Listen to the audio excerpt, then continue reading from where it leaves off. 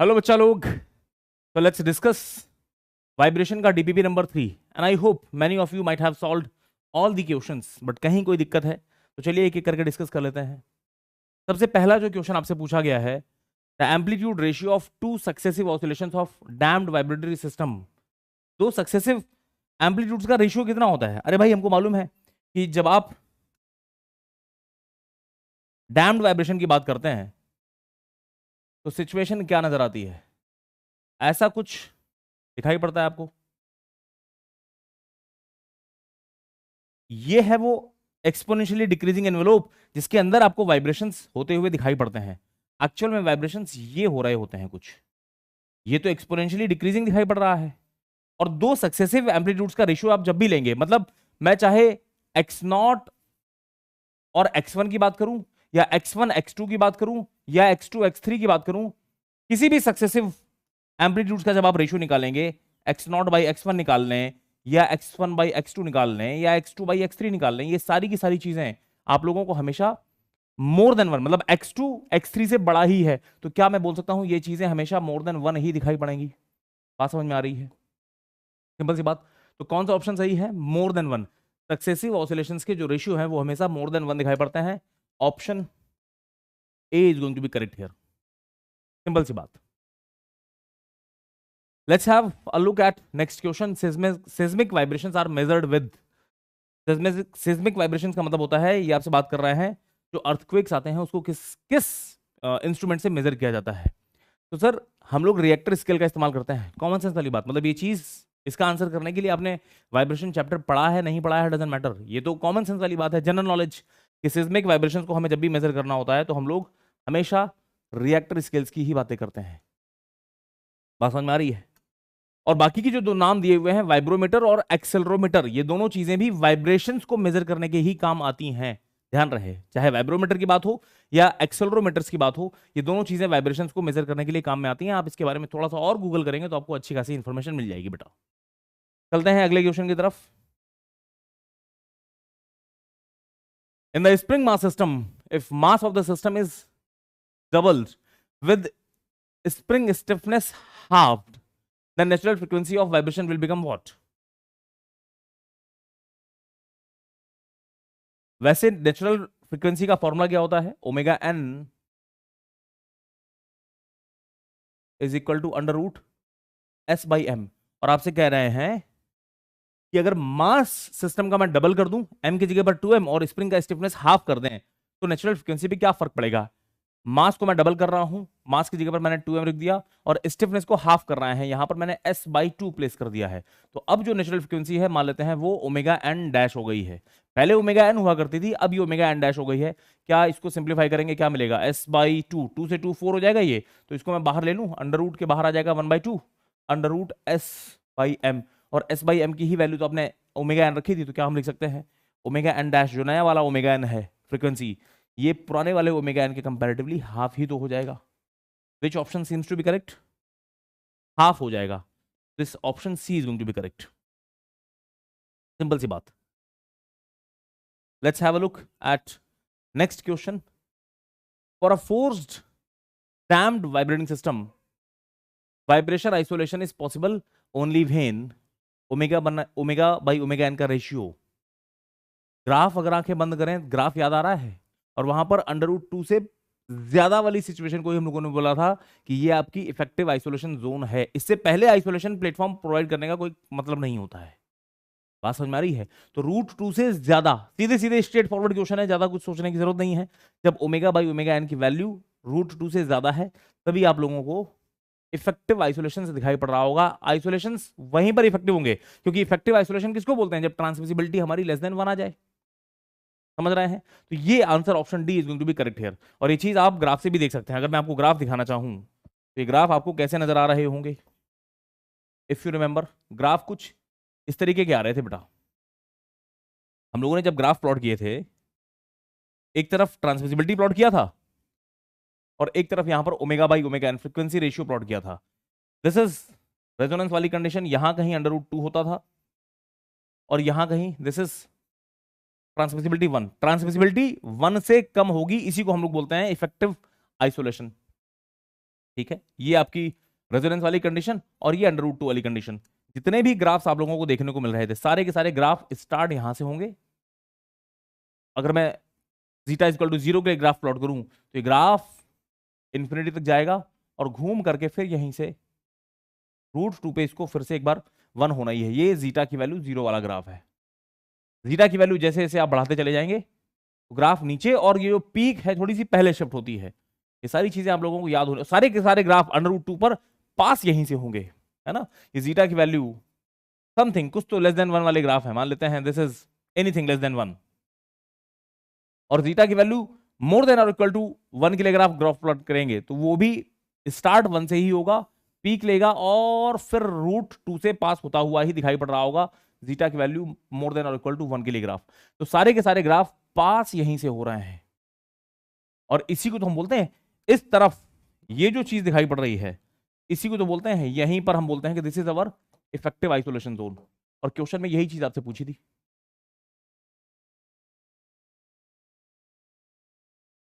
Simple सी बात, √2 से ज्यादा जब ω/ω की वैल्यू होगी तभी आइसोलेशन प्लेटफॉर्म अपना काम कर रहे होंगे। क्लियर है, ऑप्शन डी इज करेक्ट है। Next question, under damped vibrating system amplitude of vibration with reference to time. Again straight forward question, theoretical question है। अंडर डैम्ड वाइब्रेशन में amplitude of vibration with reference to time क्या होता है sir? Decrease होता है, वो भी exponentially. तो मेरे ख्याल से this option D straightforward, decreases exponentially, option D is going to be correct. Simple सी बात। Another question, rotor shaft system की वाइब्रेशंस की बात की, वहीं से क्वेश्चन आपसे पूछ रहा है कि जिस समय आपका rotor shaft system critical speed पर रन कर रहा होगा, मतलब ओमेगा की वैल्यू जब ω/n के बराबर हो जाएगी, उस समय क्या होता है? Shaft becomes dynamically unstable with large lateral amplitudes. Shaft ये दिखाई पड़ रहा है और एम्पलीट्यूड्स ये दिखाई पड़ रहे होंगे आपको। एंड्स पे बियरिंग्स लगी हुई हैं और बीच में जो है आपको बहुत हैवी, थ्योरेटिकली अगर बात करें तो ये इनफाइनाइट एम्पलीट्यूड्स के वाइब्रेशंस दिखाई पड़ रहे होंगे। और इनफाइनाइट का मतलब जनरली हम लोग वाइब्रेशंस में बात करते हैं तो कुछ के वाइब्रेशंस दिखते हैं हम लोगों को एम्पलीट्यूड, और यही अगर काफी बड़ा हो जाए, 2, 4, 5 सेंटीमीटर्स के भी वाइब्रेशन होने लग जाए तो हम इसको एक्सट्रीमली लार्ज बोलने लगते हैं, है ना। तो यहां पर ऑप्शन डी आपका करेक्ट दिखाई पड़ रहा है। क्रिटिकल स्पीड में shaft becomes dynamically unstable with large lateral amplitudes, resonance वाली कंडीशन। नेक्स्ट क्वेश्चन, अगले इस क्वेश्चन में आपसे क्या कह रहे हैं? Number of nodes in torsional vibration of a shaft with n oscillating masses will be how many? Node कहते किसे हैं, पहले तो आप इस चीज को समझ लीजिए। सर ये हमारा एक शाफ्ट दिखाई पड़ रहा है और इस शाफ्ट में 2 रोटर, हम लोगों ने यही तो सिचुएशन ली थी कि सर 2 रोटर लगा देते हैं, एक छोटा सा रोटर लगा देते हैं यहां पर और एक यहां पर हैवी रोटर लगा देते हैं, और ये दोनों अपोजिट डायरेक्शन में ट्विस्ट करिए और छोड़ दीजिए, तो ये टॉर्शनल वाइब्रेशन करते हुए दिखाई पड़ रहे होंगे। और बीच में कहीं आपको एक नोड दिखाई पड़ता है, समवेयर हियर, इसको बोलते हैं नोड। हम लोगों ने क्वेश्चन जो क्लास में सॉल्व किए हैं, इस नोड की लोकेशन कहां होगी, वो इस शाफ्ट में किस पोजीशन पर नजर आ रहा होगा, किस L1 डिस्टेंस या L2 डिस्टेंस पर रहा होगा, ये चीजें बात की हैं। यहां पर आपसे क्या पूछ रहे हैं कि अगर 2 नोड लगे हैं तो बीच में एक नोड, 2 रोटर लगे हैं तो बीच में एक नोड दिखाई पड़ता है, 3 लगे होते रोटर तो बीच में 2 नोड दिखाई पड़ते हैं। सिमिलरली अगर n ऑसिलेटिंग मासेस अगर लगे हुए हैं, n रोटर्स लगे हुए हैं, तो n-1 ही तो नोड दिखाई पड़ेंगे। Which option? Option B Bombay is correct. Simple सी बात, इजी।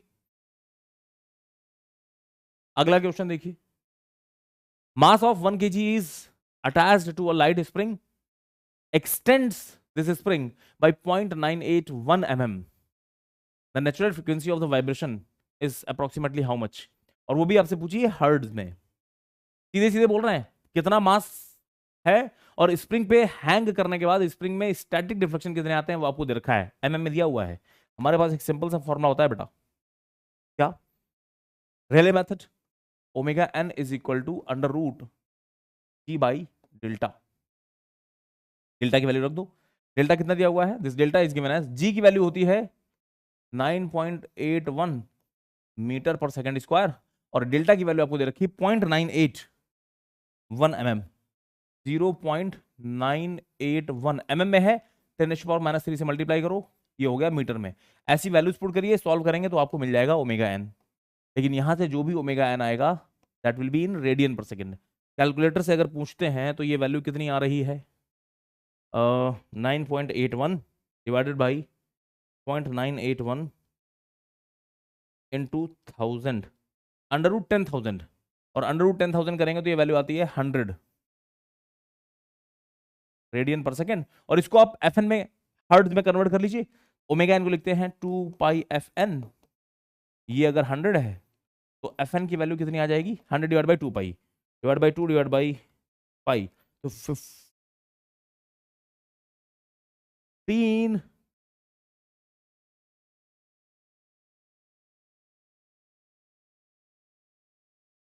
कितना दिखाई पड़ रहा है, सॉल्व करिए जरा। 9.81, ये आ गया 100, और 100 डिवाइडेड बाई 2 जो भी आया डिवाइड बाई पाई, ये आ रहा है 15.91 हर्ट्ज। और इसी को लगभग इन्होंने, देखिए जरा क्लोजेस्ट आंसर क्या दिया हुआ है, 15.9 के सबसे क्लोजेस्ट आंसर जो हमको दिखाई पड़ रहा है दैट इज 16। तो ऑप्शन सी को टिक करेंगे और आगे बढ़ जाएंगे। इजी है, उतना कोई टफ नहीं था। Let's have a look at this another question. Natural frequency of transverse vibrations of a shaft carrying a load at center of span। In fact इस क्वेश्चन में आपसे कुछ नहीं पूछा है, सिर्फ फॉर्मूला ही तो पूछ रहे हैं। सारी की सारी वैल्यू दे रखी है। कोई एक शाफ्ट है, सेंटर पे, उस पे अगर कुछ लोड रखा हुआ है तो हम लोगों को मालूम है कि ये किसी एक शाफ्ट पे कैंटिलीवर बीम की तरह ट्रीट करें, सिंपली सपोर्टेड बीम की तरह ट्रीट करें, लोड रखा हुआ है तो मैं डिफ्लेक्शन फाइंड आउट कर लूं और under root ji by delta से हम लोग फॉर्मूला यूज करके वैल्यूज निकाल लेते हैं। Under root ji by delta ही तो दे रखा है सामने सामने। अगर आप मुझसे बोलेंगे कि omega n is equal to under root ji by delta, तो डेल्टा तो नीचे रखा ही है, अंडर रूट जी की वैल्यू रखनी है केवल आपको। अंडर रूट जी कितना होता है, दिस इज 9.81, वैल्यू रख दीजिए अंडर रूट के अंदर, और नीचे अंडर रूट डेल्टा आपका बचा ही रहेगा। ये वैल्यू आएंगी रेडियन पर सेकंड में, और आपको आंसर जो दे रखे हैं वो हर्ट्ज में है, तो इस ओमेगा एन को 2πfn भी लिखना पड़ेगा। सॉल्व करिए, अंडर रूट 9.81, ये वैल्यू आ रही 3.13, और डिवाइड बाई 2π करेंगे 3.13 divide by under root delta, 2π से डिवाइड करिए, divide by 2 divide by pi, ये 0.498 समथिंग आ रहा है। एफ एन की वैल्यू कितनी आ गई, this is 0.498 divide by under root delta, ये वैल्यू आ रही है हर्ट्ज में। This is going to be your answer. कौन सा चीज सही दिखाई पड़ रही है, 0.498 divide by delta hertz, option A is correct. Simple, सीधे सीधे फॉर्मूला तो रखा हुआ है यार। अगले इस क्वेश्चन को देखिए जरा, क्या कह रहे हैं। In a spring mass system, mass is m and the spring constant is k। Critical damping coefficient इस सिस्टम के लिए हमको दे रखा है 0.1, ठीक है। In another spring mass system, जहां पर मास की वैल्यू 2m है और स्प्रिंग कांस्टेंट की वैल्यू 8k है, तो ये बताओ इसका क्रिटिकल डैम्पिंग कोएफिशिएंट कितना रहा होगा। हमको सिंपल सी बात मालूम है कि अगर कोई एक स्प्रिंग मास सिस्टम आप दे रहे हैं, ऐसा कुछ मास m है, स्टिफनेस s दे रखी है, तो क्रिटिकल डैम्पिंग कोएफिशिएंट cc की वैल्यू होती है twice under root sm। s stiffness m mass, तो क्रिटिकल डैम्पिंग कोएफिशिएंट की वैल्यू दे रखी थी कितनी, 0.1। ये वैल्यू हमको दे रखी है कितनी, 0.1। फिर कह रहे हैं कि अगर मैं किसी दूसरे सिस्टम की बात करूं जहां पर स्टिफनेस कितनी कर दी गई है भाई, 8k, और मास कर दिया गया है 2m, मास को 2m कर दिया और स्टिफनेस 8s कर दी है। हम लोग s डिनोट करते हैं, आदत है, ठीक है ना। तो यहां पर क्रिटिकल इस सिस्टम के लिए क्रिटिकल डैम्पिंग कोएफिशिएंट कितना होगा, नया वाला cc डैश, इसकी वैल्यू होगी वही under root 2 under root s की जगह पर कितना रखोगे, हाँ 8s टाइम्स 2m, कितना हो गया, 8 दूनी 16, अंडर रूट के बाहर आ जाएंगी चीजें 4, तो 4 बाहर आ गया और अंदर बचेगा 2 अंडर रूट sm, और 2 अंडर रूट sm की वैल्यू अभी अभी हमको पता चली है 0.1 होती है, तो कितना हो गया 4 इंटू 0.1, ये वैल्यू आती है 0.4। cc डैश जिस चीज की बात पूछ रहे हैं वो ये वैल्यू है, और मेरे ख्याल से आपको जो आंसर दे रखे हैं 4 इंटू 0.1 के फॉर्म में दे रखे हैं, 4 इंटू 0.1, तो ये लो option A is the correct answer. Simple, आगे बढ़ जाएं। Another question, a single degree of freedom of spring mass is subjected to a sinusoidal force of 10 Newton amplitude. ये एफ नॉट की वैल्यू दे रखी है, एफ नॉट की value 10 Newton दे रखी है। लिख लेते हैं वैल्यूज यहां पर, 10 Newton and a frequency of omega, जो फोर्स दे रखा है उसकी फ्रीक्वेंसी ओमेगा दे रखी है along the axis of spring. The stiffness of the spring is 150, stiffness दे रखी कितनी 150 newton per metre. Damping factor zeta की वैल्यू दे रखी है 0.2। Undamped natural frequency omega N की वैल्यू कितनी दे रखी है भाई आपको? अनडैम्प्ड नेचुरल फ्रीक्वेंसी ये 10 टाइम्स ओमेगा दे रखी है, मतलब जो फोर्स्ड फ्रीक्वेंसी है, एक्साइटेशन फ्रीक्वेंसी, उसका 10 टाइम्स ही ओमेगा एन है। तो यहां से इन्होंने आपको ओमेगा बाई ओमेगा एन की वैल्यू देने की कोशिश की है। ओमेगा बाई ओमेगा एन कितना हो जाएगा बेटा आपका 1/10, ये वैल्यू 1/10 यानी कि 0.1 हो गई। फ्रीक्वेंसी रेशियो दे दिया है, स्टडी स्टेट में एम्पलीट्यूड पूछना है, वो भी मीटर में, अप्रोक्सीमेटली कितना होगा। सीधे सीधे फॉर्मुला होता है, वैल्यूज पुट करनी है, nothing else. Easy, very easy. Omega N, oh sorry, amplitude A is equal to F naught by S divide by under root के अंदर बड़ी बड़ी सी चीजें, 1 minus omega by omega N square whole square plus 2 zeta omega by omega N square. सब कुछ तो दे रखा है यार आपको, वैल्यूज ही तो रखनी है। ओमेगा बाई ओमेगा एन की वैल्यू कितनी दे रखी है भाई? ये वैल्यू 0.1 दे रखी है। जीटा की वैल्यू हमको दे रखी कितनी है? जीटा की वैल्यू 0.2 दे रखी है, रखो 0.2। ओमेगा बाई ओमेगा एन फिर से 0.1 दे रखा है। एफ नॉट की वैल्यू 10 न्यूटन दे रखी है, और स्टिफनेस की वैल्यू आपको कितनी दे रखी है? This is 150। यहां से जब आप सॉल्व करेंगे तो आपको एम्पलीट्यूड कुछ तो मिल जाएगा, और जो भी एम्पलीट्यूड्स आएंगे वो आएंगे आपके मीटर में, और इस मीटर को जब आप एमएम में कन्वर्ट करेंगे, सॉरी एमएम में पूछा ही नहीं है ना, मीटर में ही पूछा है एनीवे, तो यही वैल्यू जो आंसर आएगा that is going to be your answer. और मेरे ख्याल से यहां पर जो आंसर्स आ रहे हैं after solving this question, solve करने के बाद आपके पास जो आंसर्स आ रहे हैं वो 0.07 मीटर। Option B Bombay is correct.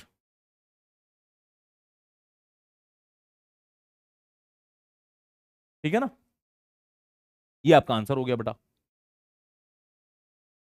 लिख देते हैं यहां पर दिस इज 0.07 मीटर, ऐसा कुछ। अगले क्वेश्चन की तरफ देखते हैं। Under logarithmic decrement amplitude of successive vibrations are, logarithmic decrement की बातें कर रहे हैं, यानी कि ये डैम्प्ड वाइब्रेशन की बातें हो रही हैं। और जब इस तरीके का डिक्रीमेंट होता है तो amplitude of successive vibrations are constant दिखाई पड़ते हैं क्या? अरिथमेटिक प्रोग्रेशन में होते हैं, ज्योमेट्रिक प्रोग्रेशन में होते हैं, या लॉगरिथमिक प्रोग्रेशन में होते हैं? अब इस प्रोग्रेशन क्लास 10th 12th में हम लोगों ने पढ़ा होगा, मल्टीपल सीरीज, है ना। तो भैया x0 के बाद जो x1 है वो एक सर्टेन रेशियो में होंगे। x0 से x1 का जो रेशियो है सेम रेशियो में x1 और x2 दिखाई पड़ रहे होंगे, सेम रेशियो में हमारा x2 के साथ x3 दिखाई पड़ रहा होगा। और इस तरीके की सीरीज को x0 के बाद x1, उसके बाद x2, उसके बाद x3, इसी चीज को तो हम लोग ज्योमेट्रिक प्रोग्रेशन बोलते थे बचपन में। ज्योमेट्रिक प्रोग्रेशन, रेशियोज कांस्टेंट हैं। आपको मैं पहला टर्म बता दूं, और पहले के बाद दूसरे टर्म के साथ जो रेशियो है, दूसरे और तीसरे में भी वही रेशियो है, तीसरे और चौथे में भी वही रेशियो है। Geometric progression, this is going to be your answer. Simple, ये बात आपसे पूछ रहे हैं, है ना, straight forward question. That's all. I don't think कि यहां पर कोई भी ऐसा क्वेश्चन रहा होगा जहां पर आप फंसे हैं, बट स्टिल कहीं कोई दिक्कत रही होगी तो वो अब क्लियर हो चुकी है। थैंक यू बच्चों, थैंक यू वेरी मच।